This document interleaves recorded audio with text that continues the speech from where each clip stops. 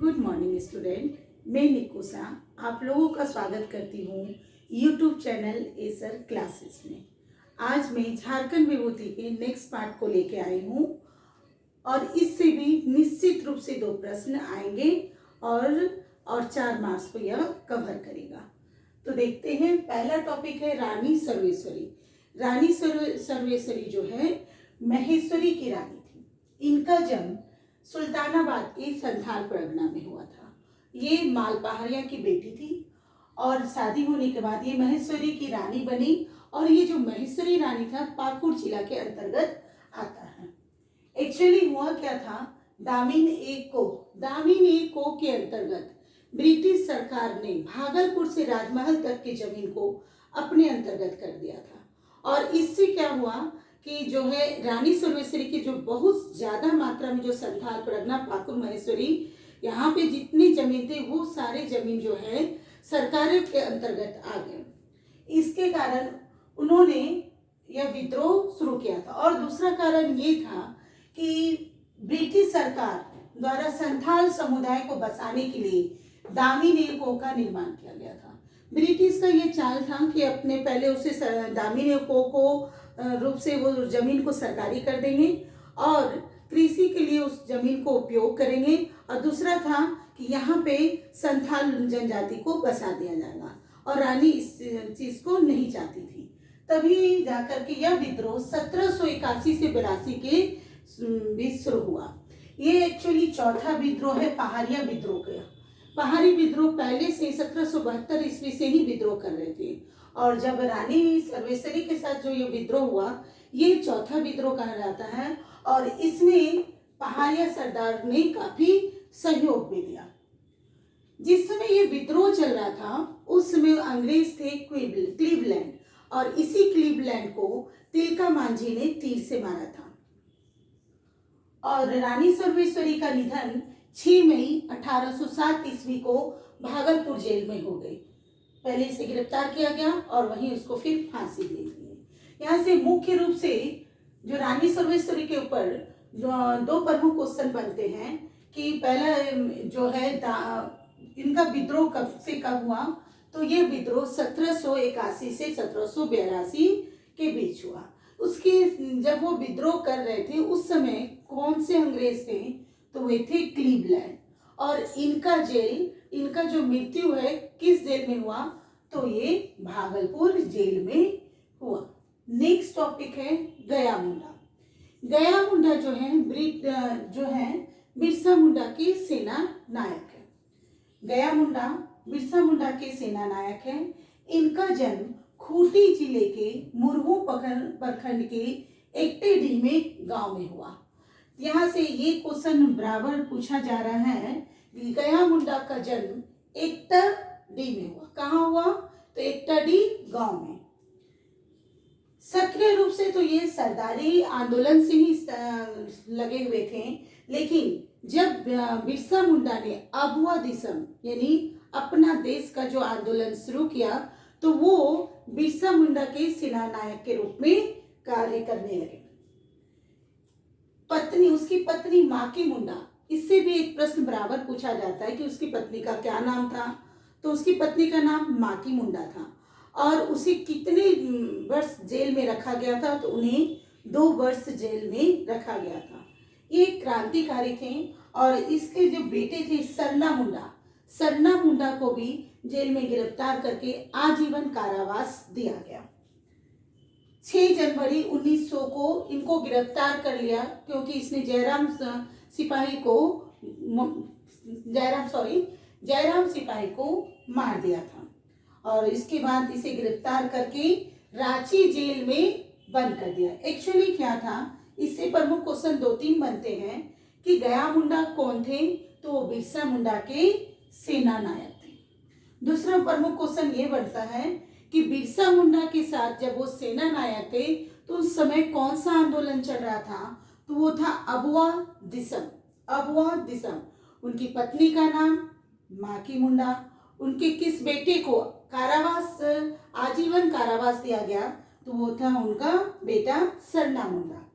और कब उसे गिरफ्तार किया गया, तो 6 जनवरी 1900 को गिरफ्तार किया गया रांची जेल में और फिर उसे वहीं फांसी दी गई। नेक्स्ट है प्रदीप चंद्र साहू एवं चेतना साहू। चेतना साहू इसकी पत्नी है। टाटा स्टील की नोवामुंडी माइंस डिवीजन के पूर्व अधिकारी रहे हैं प्रदीप चंद्र साहू। ये मुख्य रूप से इसलिए चर्चित हुए कि इन्होंने, प्रदीप चंद्र साहू और उसकी पत्नी चेतना साहू, दोनों ने एवरेस्ट पर 19 मई 2016 को तिरंगा फहराया और हमारे झारखंड का नाम रोशन किया। और इसी कारण प्रदीप चंद्र साहू को पहाड़ चढ़ो साहू के नाम से जाना जाता है। तो इसमें से मुख्य रूप से 2 क्वेश्चन बनेंगे कि 19 मई 2016 को किसने तिरंगा फहराया था, तो वो थे हमारे प्रदीप चंद्र साहू और उसकी पत्नी चेतना साहू। और इनको किस उपनाम से जाना जाता है, तो पहाड़ चढ़ो साहू के नाम से। नेक्स्ट है मुकुंद नायक। मुकुंद नायक भी काफी चर्चित रहे। इन्होंने कला के क्षेत्र में लोक नृत्य झूमर को अंतर्राष्ट्रीय पहचान दिया, राष्ट्रीय ही नहीं अंतर्राष्ट्रीय पहचान दिया। इनका जन्म सिमडेगा जिले के कोलीबेरा प्रखंड के ओकावा गांव में 15 अक्टूबर 1949 ईस्वी को हुआ। तो मेन आपको ओकावा गांव याद रखना है नाम, कि इसका जन्म किस गांव में हुआ है, तो ओकावा गांव में हुआ है। लोक नृत्य के लिए ये एशिया, यूरोप, अफ्रीका और अन्य कई देशों में गए और कला के क्षेत्र में 2016 ईस्वी में पद्मश्री से इसे सम्मानित किया। ये 2016 के अंतर्गत है, करंट है, तो इसमें एग्जाम में आने के चांसेस और भी ज्यादा हो जाते हैं। नेक्स्ट है पंडित रघुनाथ मुर्मू। पंडित रघुनाथ मुर्मू एक जो ये साहित्यकार हैं और इन्होंने ओली चिकी लिपि का जन्म दिया, जो कि संताली भाषा की लिपि है।